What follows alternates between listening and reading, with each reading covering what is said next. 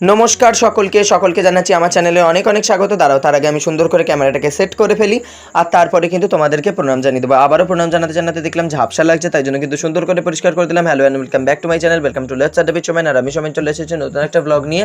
আজকে কিন্তু একটা রিকোয়েস্টেড ভিডিও, তোমাদের মধ্যে থেকেই একজন আমার চ্যানেলেরই মেম্বার, অবশ্যই আড্ডা ফ্যামিলির মেম্বার, সে কিন্তু আমাকে কমেন্ট করেছিল দাদা গ্রসারি শপিংয়ের ওপরে একটা ভিডিও দেখতে চাই। তো তার জন্য কিন্তু প্রধানত এই ভিডিওটা করেছি। তো আজকের এই ভিডিওর মাধ্যমে আমি কী কিনেছি এবং কতটা কী কিনেছি, কোনটার কী দাম এবং কেন কিনেছি, অবশ্যই তোমাদের সাথে সব কিছুই বলে একটা ভিডিও দেবো। প্রথমেই কেনা হয়েছিল মুড়ি, আর মুড়িটা কিন্তু দাম এখানে পড়েছে আমার 60 টাকা। আমাদের এখানে 60 টাকা করে কেজি, 60 রুপিস। তোমাদের ওখানে ঠিক কত টাকা করে কেজি চলছে মুড়ির, কে কোথা থেকে দেখছে এবং তাদের ওখানে কত দাম, আমাকে কিন্তু অবশ্যই কমেন্টে জানাতে পারো। তো প্রথমেই নিয়েছি 60 টাকা দামে 1 কেজি মুড়ি। কথা বলতে গিয়ে আমার গলা আটকে যাচ্ছে একেবারে, এই যে একেবারে একটানা কথা বলতে হয় তো এই জন্য। তো তারপরে আমি তোমাদেরকে দেখে দিলাম পকেট একেবারে ফাঁকা, কোনো টাকা নেই ওর মধ্যে, পকেট খালি। তারপরে কিন্তু এখানে আমি দেখাচ্ছি তোমাদেরকে, নিয়েছি একটা বিস্কিটের প্যাকেট, আর বড় বিস্কিট নিয়েছি, ছিল 35-এর একটা, আর এছাড়া 50-র। তো আমি 50 রুপিসেরটা নিয়েছি, এটা 50 টাকা দামের মেরিগোল্ডের একটা প্যাকেট, কোনো ব্র্যান্ড প্রমোশন না, আমি শুধু যেটা কিনেছি আমার ঘরের জন্য সেটাই তোমাদের সামনে তুলে ধরছি। এরপরে রয়েছে কিন্তু এখানে আটা। তো আমি আটা নিয়েছিলাম 300 গ্রামের মতো, মাঝে যদি কোনো দিন রুটি করতে হয় সেই জন্য আমি নিলাম। এবার আস্তে আস্তে নিজেকে করতে হবে। দেখো এত কিছু যদি আমি কিছুই না করি, এইভাবে যদি আমি অন্যের ওপর ডিপেন্ডেন্ট হয়ে থাকি, তাহলে কিন্তু আমি নিজে ইন্ডিপেন্ডেন্টলি লাইফ লিড করতে পারবো না।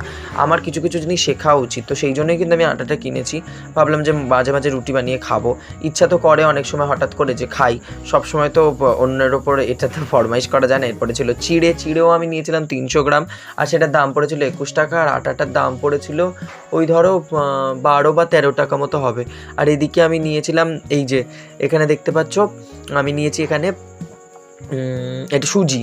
আচ্ছা সুজি, এটার দাম পড়েছিল আমার 18 টাকা করে। তো এটা আমার 18 টাকা করে, 19 টাকা করে দাম পড়েছিল, আর এটা টোটাল হয়েছিল 38 টাকা। এখানে নিয়েছিলাম একটা সানলাইট 10 টাকা দামের ডিটারজেন্ট পাউডার, দুটো নিয়েছিলাম কমফর্ট, এটা 4 টাকা করে 8 টাকা।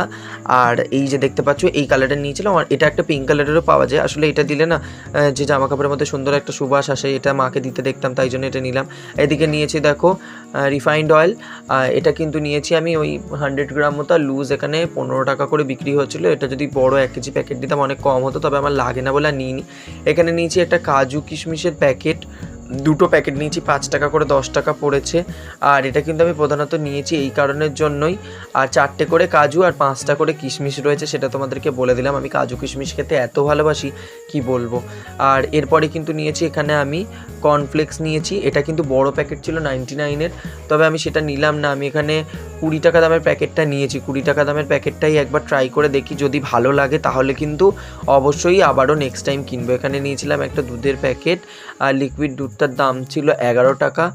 অনেক জায়গাতে এটা 10 টাকাও নেয়, কিন্তু এখানে 11 টাকাই নিয়েছে, তো নিয়েছি। আর তারপরে কিন্তু এখানে রয়েছে চিনি, আর চিনিটা কিন্তু আমি নিয়েছিলাম 250 গ্রাম 12 টাকা দিয়ে।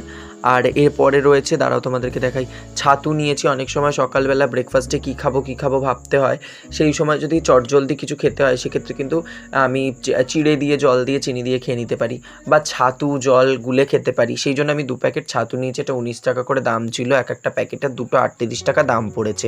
এরপরে কিন্তু নিয়েছি ম্যাঙ্গো পিকল। স্মেলটা আগে দেখছিলাম, কারণ আমরা প্রত্যেকটা জিনিসই না স্মেল করে দেখি, বলে না ঘ্রাণে না অর্ধ ভোজনং, এই জন্যই কিন্তু প্রধানত আমরা এরকম করি। তো আমি এখানে দুটো কৌটো নিয়েছি, এটা মাত্র 10 টাকা করে দাম, আর দুটো কৌটো আমার পড়েছিল 20 টাকা।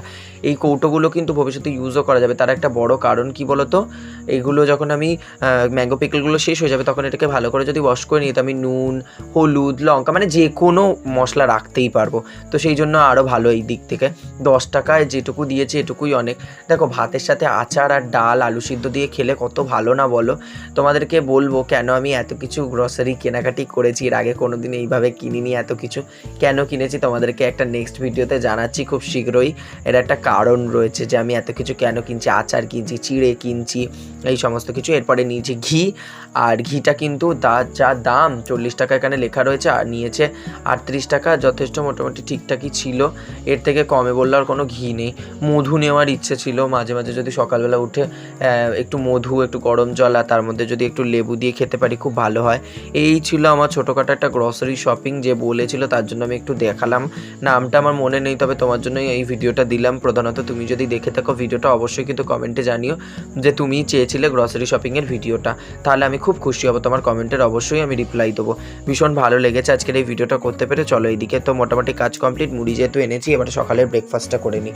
ব্রেকফাস্ট কাম লাঞ্চ বলতে পারো, ওই ব্রাঞ্চটা আমি ওই 12টার দিকে করলাম। দিদি এসেছিলো সকালের দিকে, ঘুগনি দিয়ে গিয়েছিল, কিন্তু যতক্ষণ না গ্রসারি শপিং আর কিছু এডিটিং আমার বাকি ছিল সেগুলো করতে পারছিলাম, ততক্ষণ কিন্তু আমার খাওয়াই হয়নি।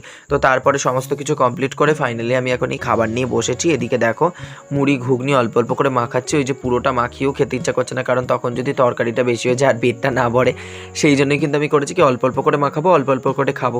সেই খাওয়া দাওয়াটা শুরু করে দিয়েছি। আর দুপুরের যে লাঞ্চটা সেটা আমি করেছিলাম ওই বিকেল 5টা 5:30 নাগাদ। তো এখানে দেখো আমি ভাত নিয়েছিলাম, তার উপরে দিয়েছিলাম অল্প একটু ঘি, আর তাছাড়াও অনেক কিছু ছিল। আজকে কিন্তু সবই ভেজ রয়েছে। ভেজ মানে তোমরা আবার কিন্তু সোকল্ড ওটা ভেবো না যে ওই মুসুর ডালটা নন ভেজ, মানে আমি ওই হিসাবে বলছি না। ভেজ মানে আমি বলছি চিকেন, মাটন, ফিশ, এগ এগুলো কিছু নেই। অনিয়ন আর হচ্ছে তোমার গার্লিক এগুলোকে আমি ভেজ হিসেবেই ধরি প্রথমত, আর দ্বিতীয়ত হচ্ছে এখানে যে ডালটা রয়েছে সেটাকেও আমি ভেজ হিসেবে ধরি আমার মতে। তোমাদের অনেকের মতবিরোধ থাকতেই পারে। তো এখানে ছিল দুটো ডালের বড়ার তরকারি, এদিকে ছিল কিন্তু ব্যাট পাঁপড় ভাজা, ওদিকে ছিল একটা সবজির তরকারি যেটা ছিল, আর তাছাড়া ছিল কিন্তু ডাল। এই ছিল খাওয়া দাওয়া। তারপরে দেখো এসেছিলাম সন্ধ্যেবেলাতে একটু দোকানে, সেখানে এসে তোজোর সাথে দেখা হয়ে গেল। কি ভালো লাগছে, তোজো দেখো ছুটে ছুটে ঘরের দিকে চলে গেল। এরপরে চলে এলাম রিহার্সালে, আর দেখো কি সুন্দর আমাদের রিহার্সাল চলছে। সামনে আসতে চলেছে একটা প্রোগ্রাম, দুর্দান্ত অনুষ্ঠান হতে চলেছে, আর তোমাদের কাছে দুর্দান্ত নাচের ভিডিও এবং ব্লগ আসতে চলেছে। তোমরা কিন্তু একদমই কেউ মিস করো না, অবশ্যই দেখো ভিডিওগুলো, আর প্রত্যেকটা ভিডিও একদম চোখ রাখতে ভুলো না। এই মুহূর্তে বাড়ি চলে এসেছি, আর ব্লগটাকে এন্ড করার সময় হয়ে গেছে, বুঝতেই পারছো। ভীষণ এক্সাইটেড একটা ডে ছিল। তোমাদের অনেক মধ্যে একজন আমাকে কমেন্ট করছিল, আমি নামটা এই মুহূর্তে রিমেম্বার করতে পারছি না, বাট স্টিল আমি তার কথা রেখেছি, অনেকদিন পরে রেখেছি, কিন্তু আমি কিন্তু আমার গ্রসারি শপিং এর ভিডিও দেখিয়েছি। তবে এটা যদি তোমরা বলো কোনো বড় কোনো জায়গা থেকে, সেই রকম জায়গা থেকে হয়তো দেখাতে পারিনি, কারণ আমি যেটা সাধারণ দোকান থেকেই কেনাকাটি করি সেটাই কিনে এনেছি, তোমাদেরকে দেখানোর চেষ্টা করেছি।